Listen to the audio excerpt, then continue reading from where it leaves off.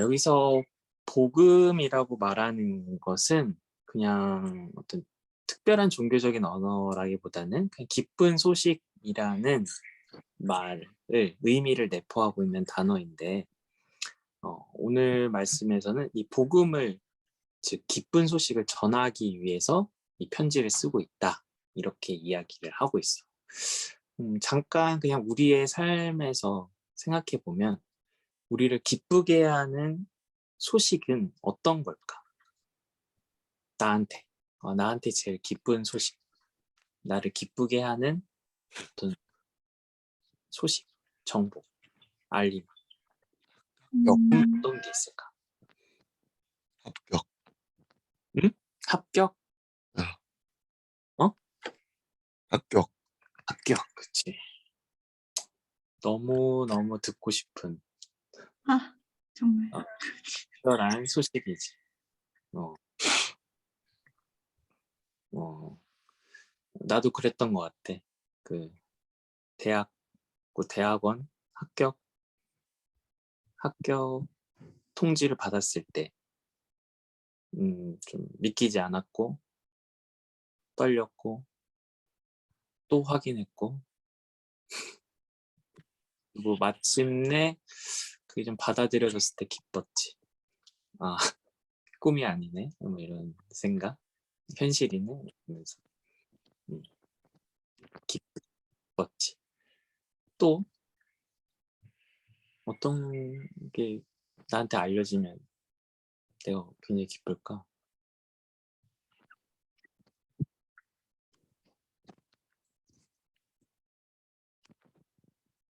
고백? 네. 누가 날 좋아한대. 별론가? 부담스럽나? 좋죠. 그런 것도 우리를 기쁘게 하는 어떤 외부로부터 오는 소식이지.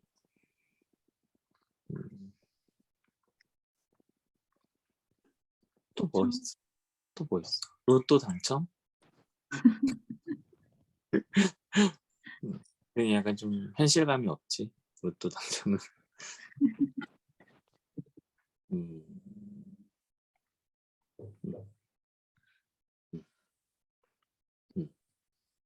일단 우리가 기뻐하는 소식은 보통 그것들이 나한테 도움이 될 때, 그게 나한테 유익할 때, 나한테 어떤 좋은 변화를 가져다 줄 때, 그런 게 기쁜 소식이 되지. 즐겁고 행복한 변화를 나한테 가져다 주지.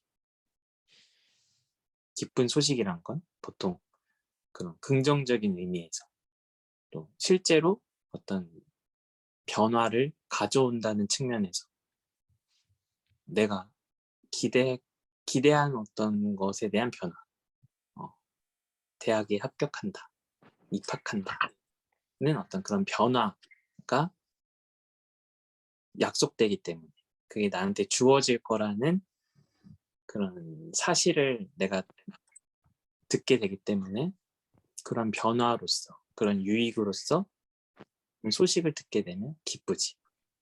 네. 네라고 한 거지 지금? 네. 근데라고 했나 네라고 했나 헷갈렸어.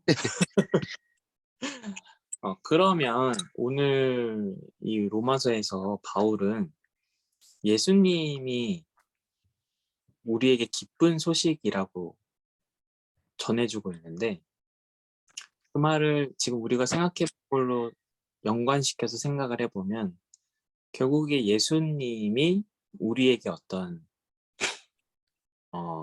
좋은 유익을 주기 때문에 변화를 가져다 주기 때문에 그 예수님이 우리에게 기쁜 소식이다, 복음이다 라고 생각해 볼 수 있지.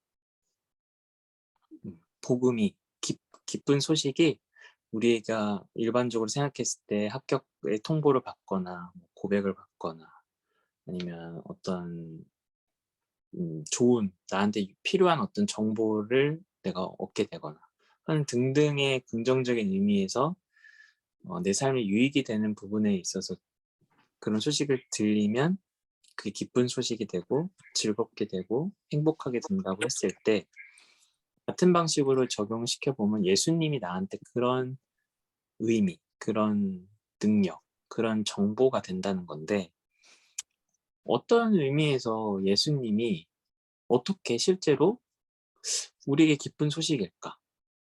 우리는 과연 그런가? 그러니까 즉 다시 생각해 보면 예수님이 우리에게 기쁜 소식인가? 예수님이 나를 기쁘게 하는 어떤 능력인가? 반대로 질문을 해보는 거지. 마치 내가 합격 통보를 받는 것처럼, 내가 고백을 받는 것처럼 예수님에 관한 어떤 정보를 들었을 때, 지식을 들었을 때, 어떤 깨달음을 얻었을 때 그런 어떤 변화, 그런 어떤 유익, 그런 어떤 혜택이 있는가? 정말 기쁜 소식인가? 예수님이 정말 기쁜 소식인가? 라는 거에 대한 역질문을 해보는 거지. 어때? 음,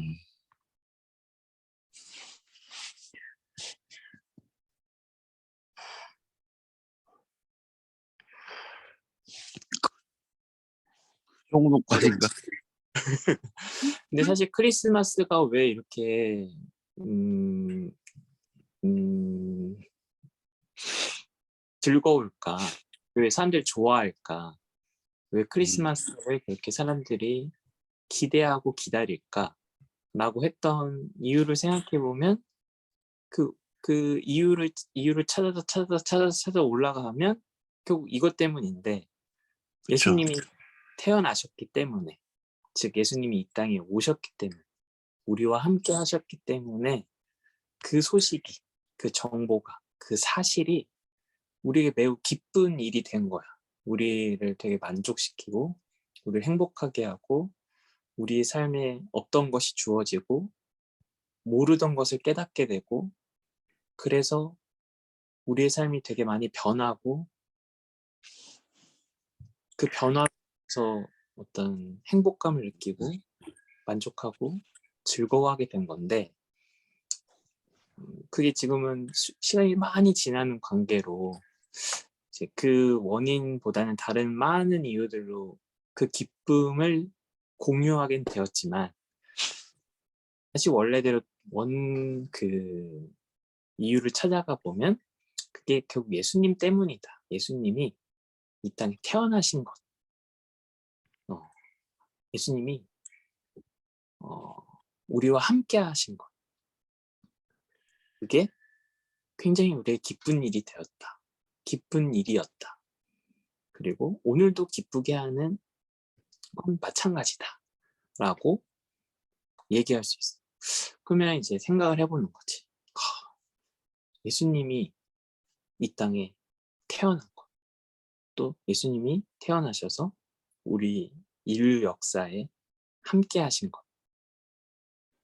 그 존재가 있었다는 것. 그게 왜 우리에게 기쁜 일이 될까?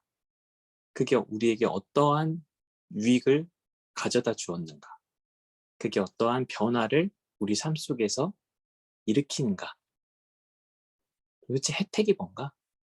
좋은 점이 뭔가?를 오늘 살펴보려고 해.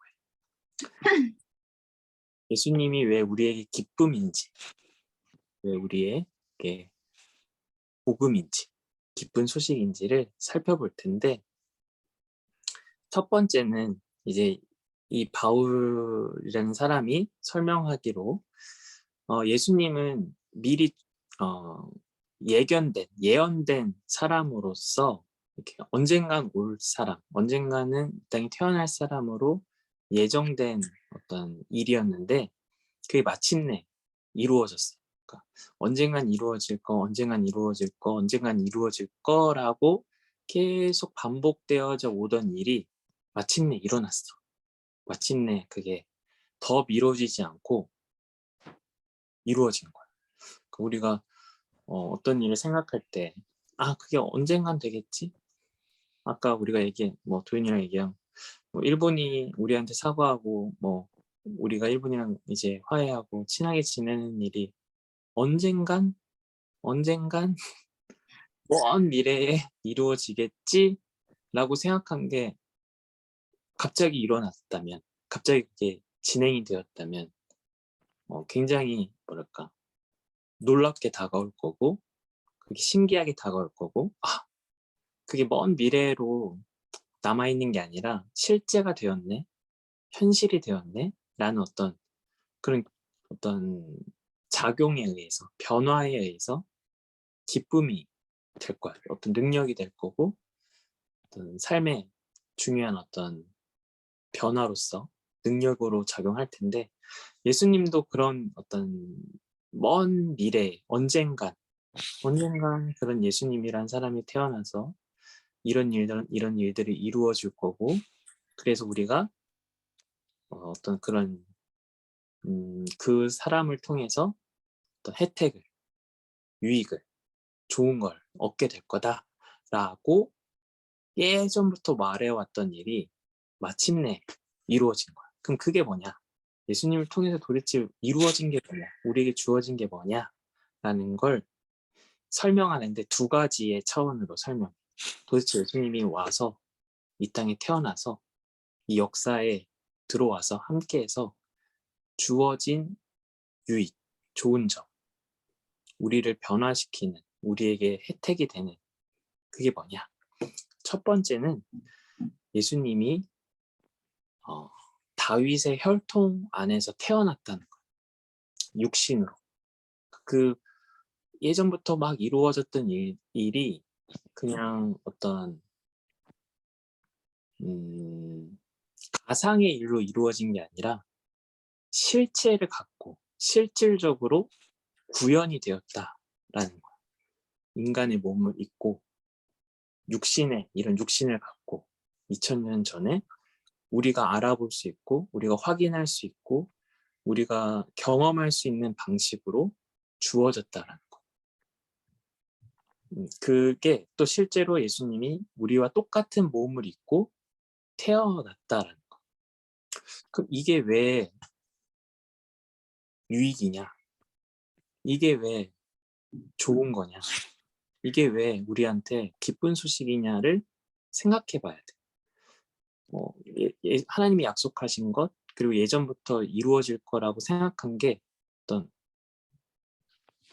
가상으로 또는 어떤 추상적으로 어떤 상상 속에서만 생각으로만 진행된 게 아니라 실제 역사에서 우리와 똑같은 인간으로 우리와 똑같은 육신의 이런 형체를 가지고 그래서 우리가 말을 할 수 있고 만질 수도 있고 대화를 할 수도 있고 또 그 삶을 바라볼 수 있고 관찰할 수 있고 경험할 수 있다라는 것. 그게 우리가 갖고 있는 어떤 문제에 있어서 되게 중요한 역할을 해. 그게 뭐냐면 예전부터 하나님은 어떤 존재로 우리가 인식해왔을까? 그리고 지금도 우리가 하나님을 생각하면 어떻게 생각하고 있을까? 하나님 하면 신. 그래서 그 신이 뭔가 비현실적이지. 네. 만질 수도 없고 느낄 수도 없고 눈으로 볼 수도 없고 또 있는지 없는지 모르고 확실하게 모르겠고 있다면 어떻게 존재하는지 어떤 형체를 갖고 있는지 또 어떤 방법으로 있는지 우리는 확인할 방법이 없어. 우리가 갖고 있는 이런 시력, 우리가 갖고 있는 청력, 우리가 갖고 있는 이 감각의 어떤 메커니즘으로는 신이라는 존재를 알 수가 없어. 볼 수도 없고 들을 수도 없어. 그러니까 너무 미지의 존재인 거야. 우리가 절대 우리가 갖고 있는 어떤 능력치로는 확인이 안 되는, 경험할 수가 없는 그런 존재, 그런 대상이지. 근데 그 하나님이 생명의 능력이래. 우리가 지금 갖고 있는, 누리고 있는 이 생명. 근데 우리가 생각했을 때 우리가 지금 내가 살아있어. 그래서 나한테 생명이 있다라고 믿어. 근데 우리가 죽은 사람을 보면, 또 죽은 존재, 죽은 동물이나 뭐 죽은 존재를 보면 그 사람에 대해서는 생명이 없다고 생각해. 없다고 생각하고 믿어. 그러면 생명이 있고 생명이 없어. 어떤 사람, 어떤 대상을 보면. 근데 이 생명이 어떻게 생겨나는지, 그리고 어떻게 없어지는지, 이거에 대해서 우리가 몰라. 그냥 주어졌어. 그래서 그걸 활용할 수 있어. 근데 서서히 이게 줄어들어, 생명이. 지금 점점점 생명이 많아지지만 언젠간 되면 이게 다 사라져. 소멸돼. 내게 아닌 게 돼. 지금 분명히 내 거 같은데 이거는 나만이 뭔가 컨트롤할 수 있고 완전히 내 거 같은데, 근데 내가 원하지 않아도 언젠간 이 생명이 떠나가, 나에게서. 내 것이 아닌 게 돼. 그리고 생명이 없는 존재가 돼. 이런 부분에 있어서 하나님이 우리가 볼 수 없고 만질 수 없고 느낄 수 없는, 우리의 능력으로는 헤아릴 수 없는 하나님이 우리가 헤아릴 수 없는, 우리가 컨트롤할 수 없는, 그러나 우리에게 지금 주어져 있는 이 생명의 주인이시래.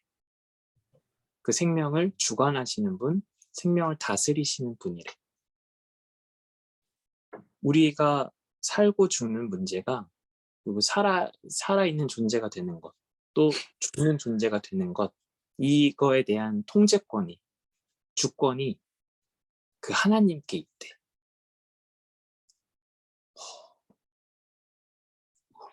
우리는 생명을 더 얻고 싶지. 가능하면 생명이 영원했으면 좋겠어. 생명이 줄어들지 않았으면 좋겠어. 생명이 계속 풍성했으면 좋겠어. 그러려면 그 하나님과 어떤 그 해결의 방법이 하나님께 있다는 거야. 하나님이 생명을 주관하시니까. 그러면 어떻게 해야 되지? 어떻게 하면 하나님을 만날 수 있을까? 경험할 수 있을까? 그리고 그걸 요청할 수 있을까? 얻을 수 있을까? 이것에 대한 방법이 없는 거야. 그게 우리가 갖고 있는 문제야. 한계. 어떻게 하면 하나님을 알아볼 수 있을까? 그리고 그 하나님께 우리가 결국 우리한테 없어지는 이 생명을 얻어낼 수 있을까? 우리가 뭔가 잃어버리기도 해, 이 생명을. 병에 걸리거나 사고를 당하거나 또는 너무 많이 굶거나, 그치? 아니면 잘못된 걸 먹거나 독을 먹거나 아니면 아주 치명적인 어떤 걸 우리가 거기에 노출이 되거나 하면은 잃어버려, 우리에게 주어진 이 생명을. 또 뭐 비행기를 타고 가다가 사고를 당해서 생명을 잃어버릴 수도 있고, 배를 타고 가다가 물에 빠져서 생명을 잃어버릴 수도 있고, 뭐 갑자기 코로나가 엄청 유행하듯이 전염병이 확 돌면 또 수많은 사람들이 생명을 잃어. 길을 가다가 어떤 사고를 당해서 생명을 잃기도 해. 그러니까 이런 생명이 있지만 생명을 잃어버릴 수 있는 가능성이 너무너무 많은 위험에 노출되어 있고, 이 생명을 더 할 수 없는 우리의 어떤 한계 때문에 이 생명을 얻기 위한 수만 가지의 노력들을 하고 있지. 좋은 음식을 먹는 거, 그러니까 나쁜 음식, 해로운 거를 알아서 그걸 피하고 좋은 음식들만 먹는 거, 또 건강을 굉장히 유지하는 거, 그러니까 아프지 않게, 병에 걸리지 않게 열심히 몸을 관리하는 거, 그리고 또 그런 전염병 이런 거에 대한 정보, 이런 거에 대한 지식을 키워서 방어하는 거. 마스크를 쓰면 코로나를 덜 걸릴 수 있어. 또 뭐 어떤 전염병이 막 돌 때 접촉하지 않으면 된대. 아니면 뭐 그 사람과 어떤 물을 같이 나눠 마시지 않으면 된대. 그러니까 음식을 같이 먹지 않으면 된대. 나는 이런 정보들을 더 많이 알고 더 많이 아는 방식으로 우리에게 주어진 생명을 보호하려고 해. 그리고 할 수 있다면 더 늘리고 싶어 해. 그거에 대한 열심, 그거에 대한 노력, 그것들이 의학을 발전시키고 과학을 발전시키지. 우리는 그런 것에 있어서 신약이 개발이 됐대. 또는 백신이 개발이 됐대. 또는 어떤 인체에 유전적으로 어떤 비밀이 밝혀졌대. 이런 소식이 막 들려. 어디서 이제 암을 완전히 치료할 수 있는 방법이 개발이 됐대. 또는 어디에서 막 누게릭병 같은 그런 불치병 이런 것들이 이제 치료할 수 있는 방법을 개발하게 됐대. 이런 소식이 들려지면 어때? 신기할 것 같아요. 신기하고 희망적이지. 우리가 더 건강하게 살 수 있게 되겠구나. 혹시나 내가 암에 걸리면, 혹시나 내가 루게릭병과 비슷한 그런 희귀병이나 난치병들이 걸리더라도 이러한 과학 기술이 계속 발전하고 의학이 발전을 하면 내가 치료받을 수 있겠구나. 내가 건강을 지킬 수 있겠구나. 내가 더 안전하고 오래 건강히 살 수 있겠구나 라는 생각을 하게 돼. 그런 희망을 갖게 되지. 그런 노력을 하고 그런 희망을 품고 싶어 하고 그런 것에 대해서 안심하고 싶은 것은 반대로 생각해 보면 우리가 그만큼 연약하고 유한한 상태에 지금 놓여져 있다라는 거야. 우리의 생명이 무한하지 않고 유한해. 얼만큼 남아있는지는 몰라. 내가 얼만큼 앞으로 살지. 너네들이 앞으로 얼마나 삶을 더 살아갈지 아무도 몰라. 그런 유한함 속에서 우리는 많은 한계를 갖고 살아가. 근데 그런 유한함과 한계를 극복하기 위해서 우리는 어떻게 하면 생명을 더 안전하게 지킬 수 있는지, 확장할 수 있는지, 보호할 수 있는지, 더 풍성하게 할 수 있는지 그런 거에 대한 욕구들, 그런 거에 대한 욕망들을 가지고 열심을 가지고 연구하고 개발하고 살아가지. 그리고 그런 것들이 개발이 될 때 내가 그런 것들을 살려면, 취하려면 돈이 필요하니까 우린 돈을 열심히 벌면서 살아. 그래서 결국에 돈이 없으면 약이 개발돼도 못 사. 돈이 없으면 의학이 아무리 발전해도 수술을 못 받아. 병을 고칠 수가 없어. 그러니까 돈이 필요해. 결국에 돈이 중요해. 그러니까 우리는 어떤 부분에 있어서는 그 돈을 계속 필요로 하고 추구하고 그 돈을 계속 쫓아가는 그런 삶을 살아갈 수밖에 없지. 근데 그런 노력들과 그런 열심들과 그러한 목적과 목표가 우리의 삶을 가득 채우고 있어. 계속해서 그런 삶의 방식을 따라가고 있어. 그런데 뭐가 문제야? 그렇게 해서 돈도 많이 벌었어.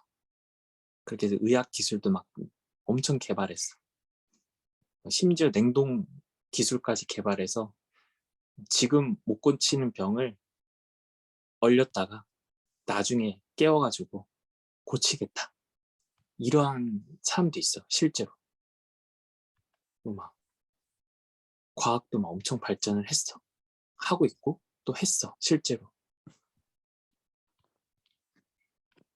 어떨까, 지금? 그래서 주어진 결과가 여전히 죽죠. 우리의 불안이 완전히 해소가 됐느냐? 우리가 갖고 있는 한계가 극복이 됐느냐? 두려움, 염려, 근심과 걱정이 완전히 사라졌는가? 어느 정도는 해결이 돼.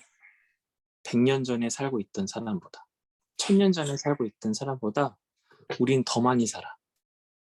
더 건강히 살아.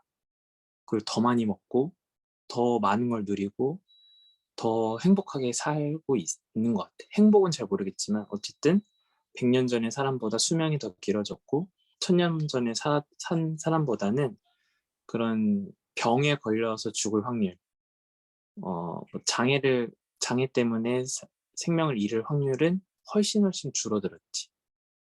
근데 그렇다고 해서 이게 완전히 사라진 건 아니야.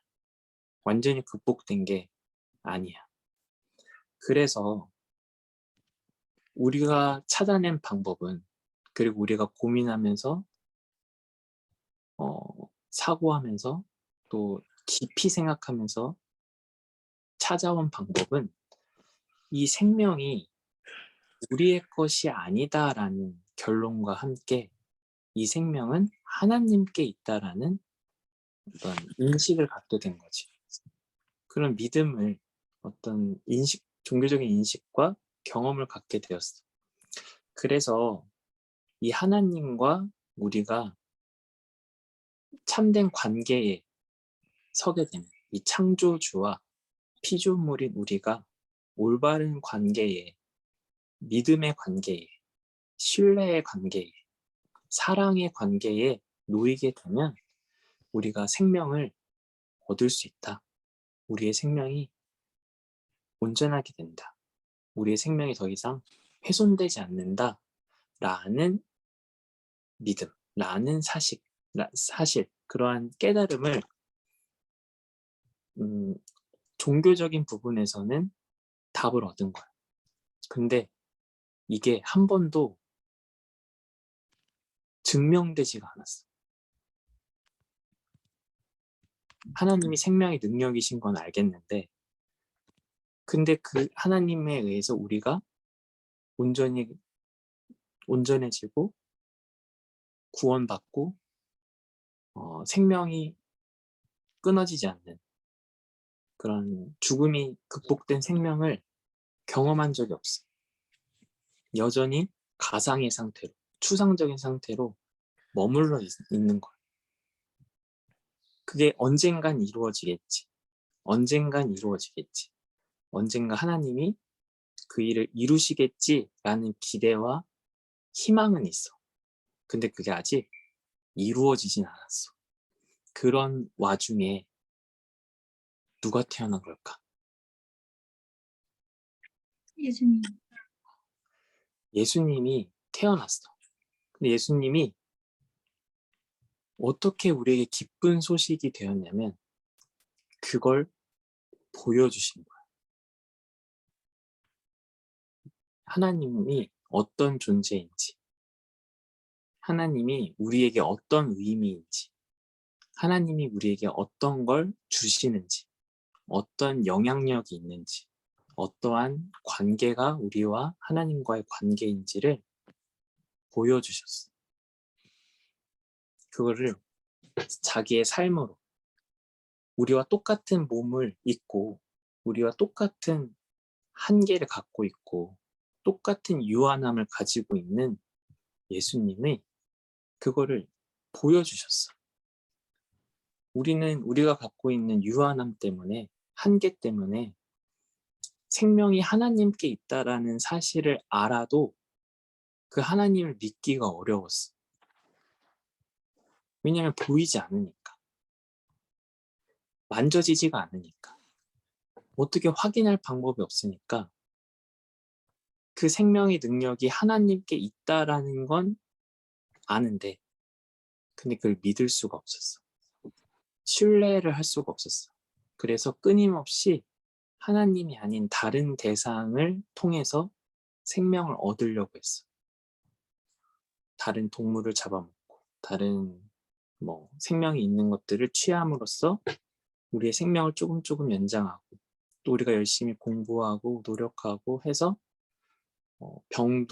병에 대한 정보도 알고 바이러스에 대한 정보도 알고 과학기술도 발전시켜서 그렇게 우리를 하나하나씩 정복해가면서 암에 대해서, 백혈병에 대해서, 불치병에 대해서, 난치병에 대해서 그렇게 예전에는 아예 이런 정보를 아예 몰랐지만 이제는 많은 것들을 알므로 연구하고 공부하고 하면서 그런 방법 속에서 우리가 생명을 지켜왔어. 그런 방법을 보존해왔지.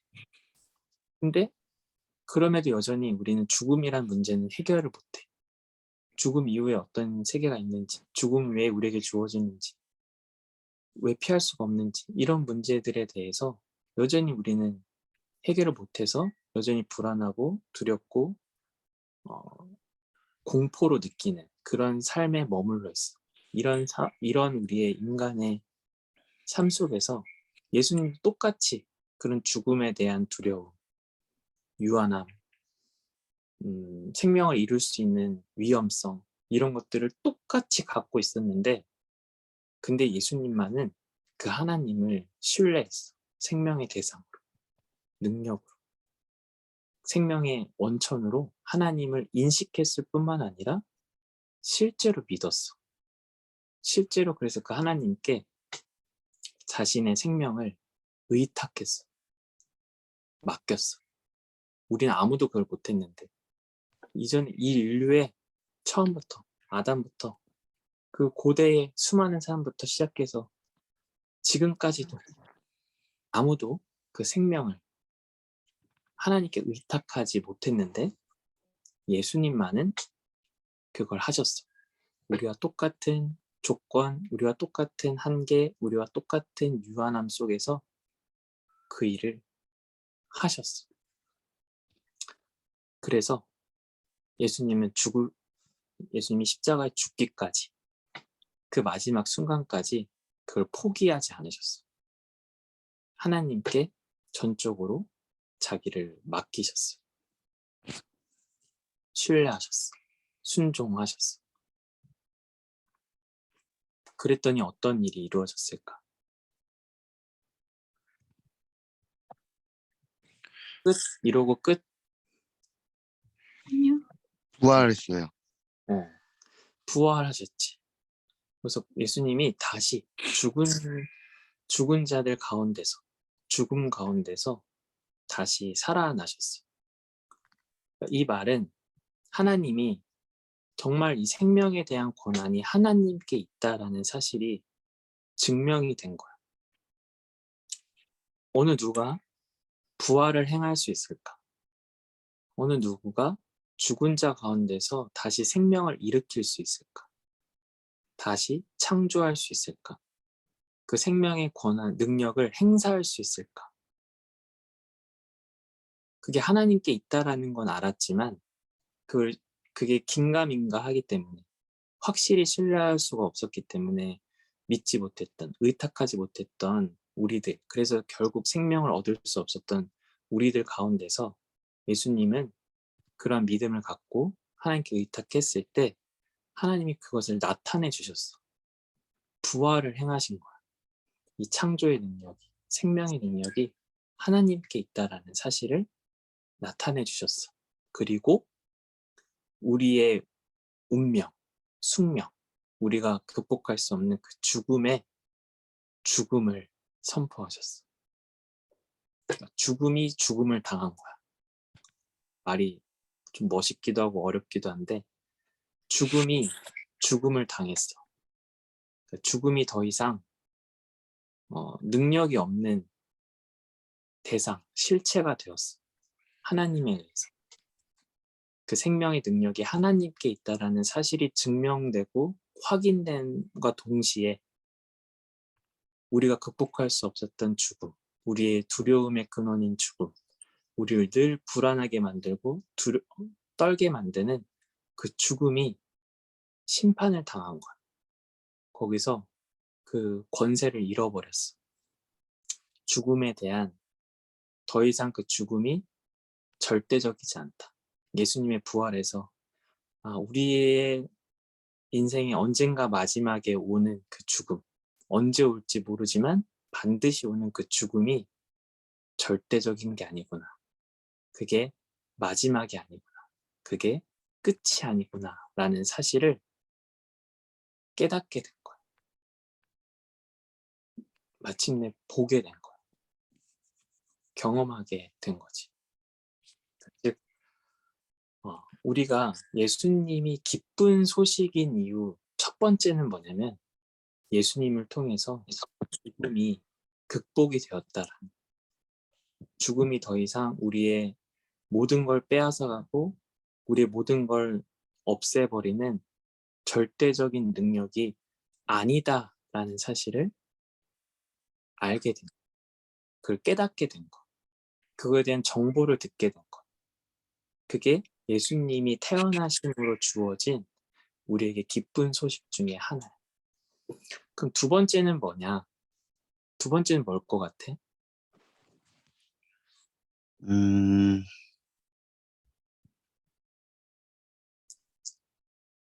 글쎄요. 이 세상의 최종 보스라고 말할 수 있는 그 죽음이 네. 떨어졌어. 그 죽음, 그 어떻게 보면 최종 보스가 죽었어. 없어졌어. 그러면 만약 게임이라고 치면 마지막 제일 어려운 그 존재야. 끝판 보스가, 마지막 그 보스가 죽었어. 사라졌어. 더 이상 존재하지 않게 됐어. 그러면 만약에 게임이라고 치면 그 다음은 뭘까? 해피엔딩. 끝나지. 네. 보통 그 게임이 끝난 거야 이제. 뭐 다른 게임 하거나 뭐 이래야겠지. 근데 예수님을 통해서 주어진 두 번째 유익은 뭐냐면 우리에게 부활의 생명이 약속되었다라는 거. 즉 예수님처럼 우리가 부활하게 될 거다라는 사실을 알게 된 거야. 그러니까 죽음이 끝난 것뿐만 아니라 죽음이 끝나서 그럼 뭔데? 그럼 죽음이 우리 인생에서 극복이 되면 뭔데? 그럼 어떻게 되는 거야? 뭐 이렇게 생각할 수 있잖아. 그럼 그게 도대체 그 다음은 뭐야? 라고 생각할 수 있는데 예수님이 우리에게 기쁜 소식일 수 있는 이유 두 번째, 그것은 바로 예수님처럼 우리가 부활의 생명을 얻게 될 거다. 즉 죽음이 제거된 온전한 생명, 영원한 생명, 완전한 생명을 우리가 얻게 될 거다라는 사실을 이제 믿을 수 있게 된 거지. 부활은 단지 죽었다가 다시 살아나는 거랑은 달라. 왜냐면 예수님이 죽은 사람을 살리셨어. 몇 명. 어떤 야이로라는 관리, 공무원의 딸을 살려주신 적도 있고, 또 나사로라는 예수님과 가까웠던 어떤 사람이 죽어서 무덤에 장사를 해서 시체가 썩고 있었는데 부패한 냄새가 났는데 예수님이 그 사람을 살리셨어. 들어봤을 거야. 나사로야 나와라 하니까 네. 나사로 붕대를 감고 있었는데 문을 열고 걸어 나왔어. 자, 이 사람도 죽은 가운데서 살아났지. 어떻게 똑같잖아. 죽었는데 살아났어. 근데 이 사람한테는 부활했다라고 얘기를 안 해. 부활했다라는 말은 예수님한테만 써. 무슨 차이일까?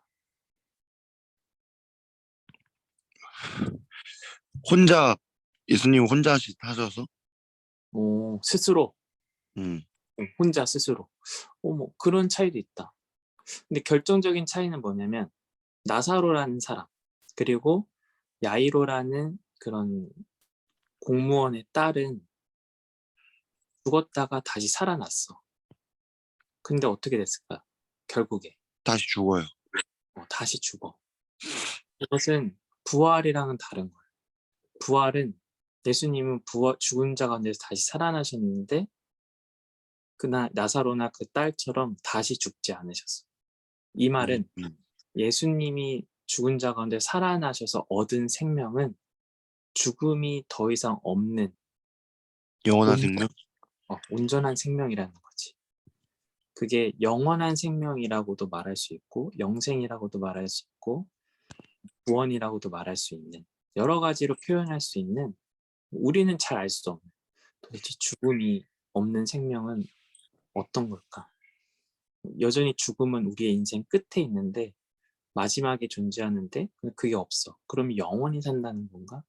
아니면 뭐지? 뭐 어떤 거지? 이렇게 다양하게 생각은 할 수 있는데 유추하고 상상해 볼 수 있는데 단지 그냥 우리가 지금 사는 것처럼 영원히 산다. 그러니까 지금의 이런 삶을 무한히 산다라는 의미보다는 우리가 갖고 있는 유한함, 한계, 죽음 때문에 갖고 있는 한계, 노화 또는 뭐 이런 쇠퇴, 육체의 쇠퇴 또는 연약함, 병에 걸릴 수도 있고 배고프면 죽을 수도 있고 숨을 안 쉬면 죽을 수도 있고 물을 안 마시면 죽을 수도 있는 이런 수많은 한계를 가진 생명이 아니라 어떤 거에도 어떤 조건에도 어떤 상황에도 훼손되지 않는 위협받지 않는 완전한 어떤 걸 다른 걸 생명의 능력으로 의존하고 있지 않은 우리는 먹을 걸 먹지 않으면 죽는 생명을 갖고 있어. 공기를 호흡하지 않으면 죽는 생명을 갖고 있어. 또 어떤 사람이 갑자기 나한테 와서 칼로 찔러. 그래서 피를 많이 흘려. 그럼 죽어. 어떤 사람이 와서 나를 목을 졸라. 그래서 숨을 못 쉬어. 그럼 죽어. 길을 가다가 차에 너무 세게 받치면 죽어. 이런 생명이 아니라 이렇게 생명의 그 원천이 능력이 외부에 의존하고 있는 생명이 아니라 그 자체로 완전한 생명을 갖는 완벽한 생명을 갖는 그러한 생명으로 우리가 변화된다. 그걸 얻게 된다. 그런 존재가 된다라는 사실을 예수님을 통해서 믿게 돼. 깨닫게 돼. 그거를 확신하게 돼. 이게 예수님을 통해서 주어진 예수님이 기쁜 소식인 이유 두 번째. 첫 번째는 우리가 갖고 있는 이 죽음. 우리 인생에서 그 누구나 다 경험하게 되는 피할 수 없는 그리고 살면서도 계속 영향을 받는 그 죽음을 극복하셨다. 죽음을 이겨내셨다. 하나님이 예수님을 통해서 하나님이 죽음을 멸할 수 있는 생명의 능력을 갖고 계신다. 라는 사실을 알게 된 것. 그리고 하나님이 우리를 예수님처럼 부활에 이르게 하신다. 온전하고 완전한 그 생명에 참여하게 하신다. 라는 사실을 깨닫게 된 것. 알게 된 것. 그래서 기쁨을 누리게 된 것. 예수님이 태어나심을 통해서 예수님의 삶을 통해서 이제 죽음이 우리의 최종 보스가 아니구나. 그게 우리의 두려움의 대상이 더 이상 되지 않는구나. 우린 죽음을 두려워할 필요가 없게 됐구나. 그리고 우리가 죽음이 없는 극복된 아주 강력하고 순전하고 어떠한 것에도 위협받지 않는 그런 완벽한 생명을 얻게 될 거다라는 사실을 이제 알게 됐어. 그거를 이제 신뢰하게 됐어. 그걸 이제 그 전에는 예수님이 오기 전에는 그 생명의 능력이 하나님께 있다라는 사실은 어렴풋이 알았지만 근데 그게 긴가민가해서 또는 그게 크게 와닿지 않아서 그게 좀 뭐 여러 가지 이유로 그걸 신뢰하지 못했다면 이제 예수님이 기쁜 소식인 이유는 그걸 확실하게 하나님이 창조의 하나님이구나. 생명의 하나님이구나. 또 그 생명의 하나님이 우리와 함께 하시는구나. 그리고 우리에게 그 생명을 주실 것을 약속하셨구나. 라는 것을 깨닫게 됐고 알게 됐지.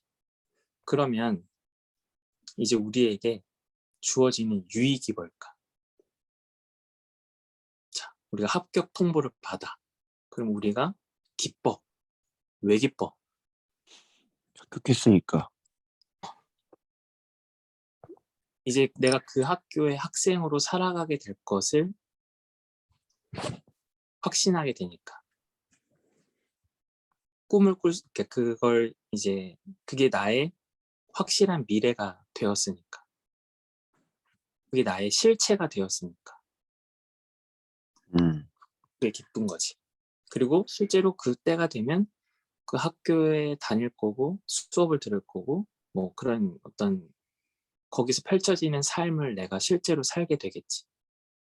그럼 예수님이 이 땅에 오셔서 죽음을 멸하시고 부활을 행하셔서 하나님이 우리의 생명의 하나님이시다. 창조주이시다. 우리를 구원하실 분이시다. 라는 것을 보여주셨어. 깨닫게 해주시고 알게 해주셨어. 그래서 우리가 기뻐. 죽음이 더 이상 우리 인생의 마지막이 아니네. 또 우리에게 부활의 생명이 약속되었네. 라는 사실을 깨달을 때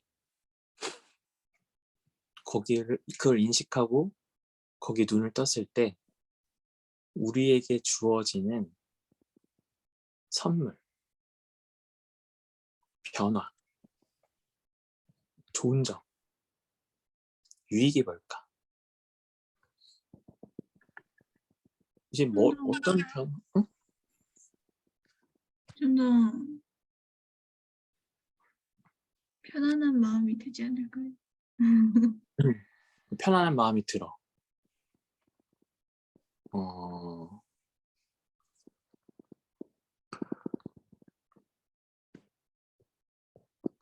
어, 편안한 마음이 드는 건 맞아.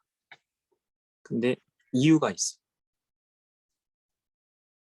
어떤 그 앞에 전제된 어떤 음, 뭔가가 있어. 변화가 있어.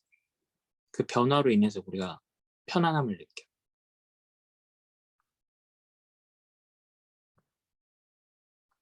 예수님이 오기 전에, 태어나시기 전에 예수님이 태어나셔서 십자가에 달려 죽으시고 부활하셔서 우리가 그 인식하고 깨닫게 됐을 때의 차이점이 있어. 우리가 변화된 게 있어.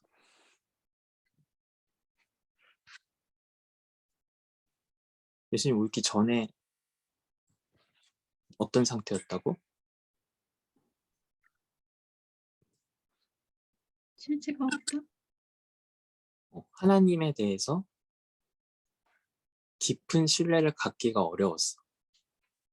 내 생명을 맡길 만큼. 완전히 그 의탁할 만큼의 믿음을 내가 갖고 있지 못했어. 근데 예수님은 그런 상황에서 그걸 이루어내셨지. 그리고 그 결과가 어떤 건지 보여주셨지. 그래서 우리에게 두 가지의 기쁜 소식으로 그게 알려졌지. 그래, 이제 기쁜 소식이 들렸어. 깨달았어. 그 전에 확인되지 않던 게 확인이 됐어. 뭐가 변할까? 나한테. 혹시? 그치. 확신이 믿음이 생기는 거지. 결국에 생명은 하나님과의 믿음의 관계에서만 주어져. 그게 예수님에게서도 확인이 되었지. 예수님이 하나님을 전적으로 믿을 때, 신뢰할 때, 그래서 심지어 죽음 가운데서도 그걸 포기하지 않을 때 하나님은 그에게 완전한 생명을 일으키셨어. 창조하셨어. 즉, 이 생명에 관한 비밀은 하나님과 우리가 믿음의 관계, 사랑의 관계에 있느냐 없느냐의 문제였어. 근데 그전에는 하나님 눈에 보이지도 않고 확인되지도 않고 어떻게 확인할 수 있는 방법도 없고 증명할 수 있는 방법도 없으니까 그 믿음의 관계에 들어가지를 못했어. 알지만. 근데 예수님을 통해서 이제 우리가 주어진 변화는 뭐냐면 기꺼이 그 믿음의 관계에 설 수 있게 된 거야.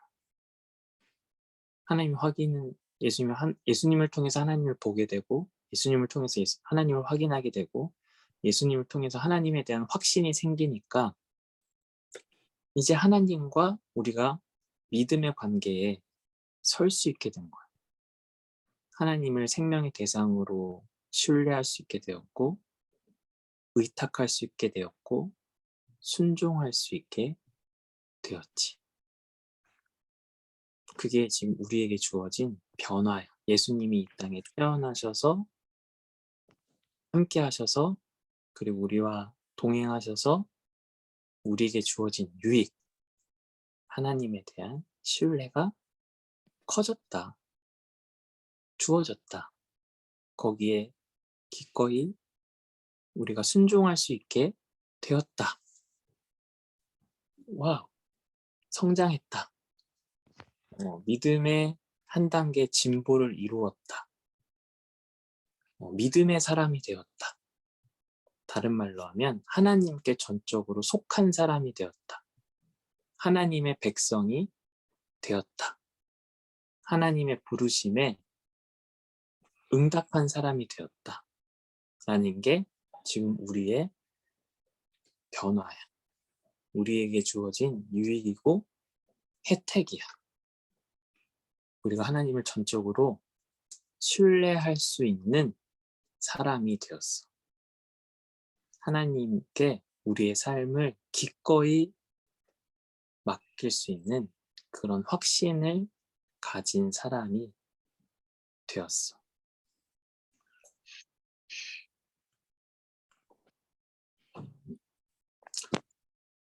물론 우리가 실제로 그런 믿음을 갖고 있느냐, 우리가 지금 그런 믿음으로 살아가고 있느냐라는 질문을 했을 때는 또 다르게 얘기를 해야 돼. 그렇게까지 얘기하면 우리가 또 엄청 길어져. 그렇기 때문에 그렇게까지 얘기하지 않고, 근데 이미 나는 여러 번의 이런 너희들과 예배를 통해서 얘기를 했었지. 심지어 지난주에도 얘기를 했었지. 기억할지 모르겠지만 우리가 그런 믿음이 없다고, 그러한 확신이 없다고 해도 하나님 어떻게 하신다고? 있는 사람처럼 생각해 주신다. 누구를 의지할 때?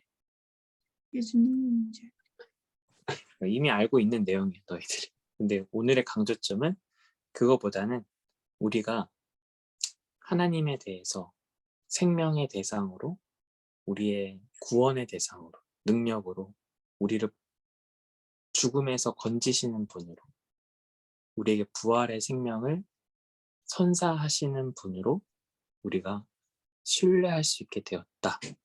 그걸 인식하게 되었다. 그게 가능한 게 예수님을 통해서 이루어진 거다.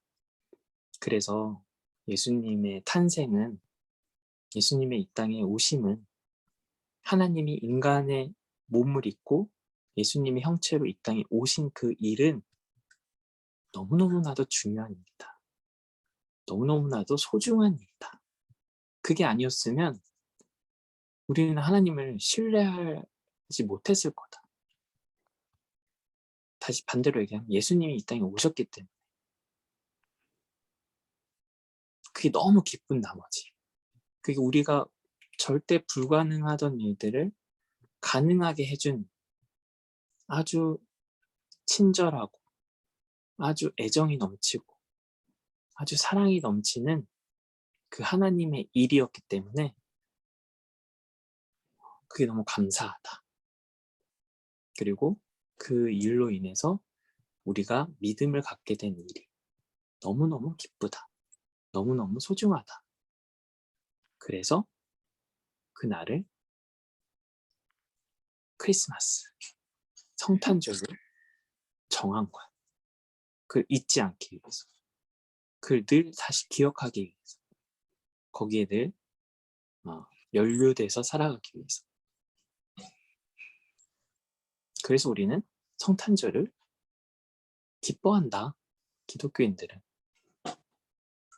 그 예수님이 아기 예수님의 탄생이 아니면 우리가 절대 그걸 알 수 없었기 때문에, 믿을 수 없었기 때문에 그걸 믿을 수 있게, 알 수 있게 해주신 예수님이 너무너무 좋다, 기쁘다고 해서 성탄절을 기다리는 거지. 대림절 첫 번째 주에도 얘기를 했었는데, 그러면 그 일은 2000년 전에 일어난 일인데 왜 우리는 2000년이 지나고 지금도 계속 크리스마스를 기다릴까?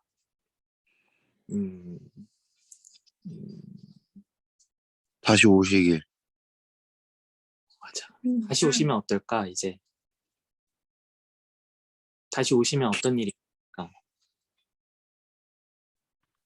온전해진다?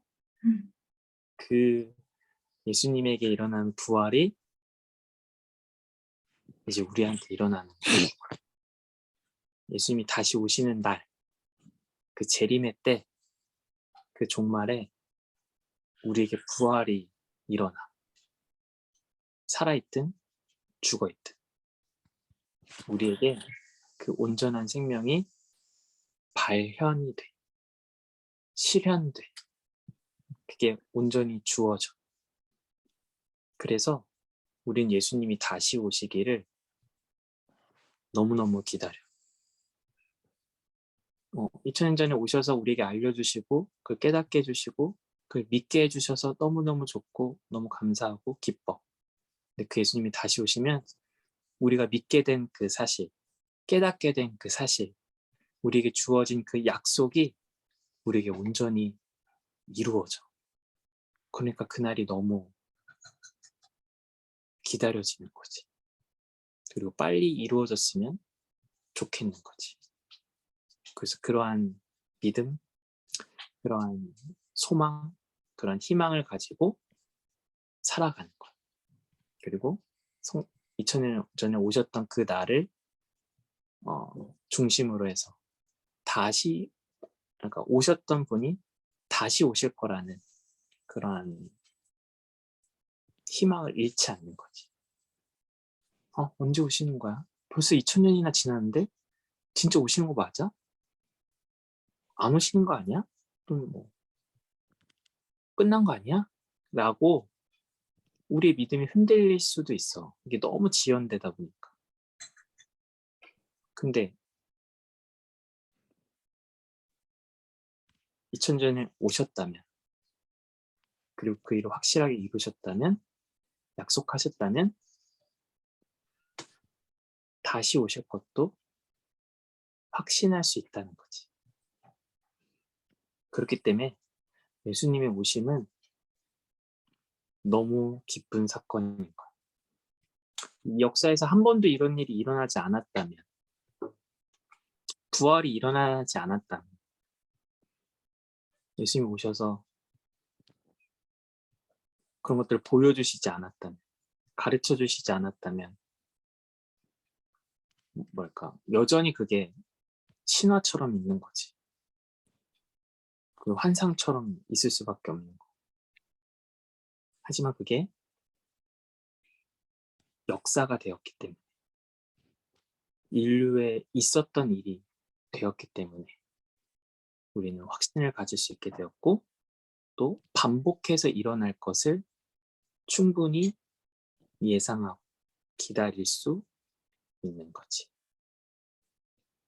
우리가 그러한 믿음, 또 그러한 감사, 그러한 기쁨으로 이제 다가올 성탄절을 기다렸으면 좋겠고, 또 즐겼으면 좋겠고, 누리고, 또 성탄절 이후에도 그러한 믿음으로 다시 오실 예수님을 기다리는, 아주 간절하게 기다리는 우리 모두가 되었으면 좋겠어요. 그게 정말 성탄의 기쁨이 우리의 삶을 지배하는, 가득히 채우는 그런 우리 모두가 되었으면 좋겠습니다.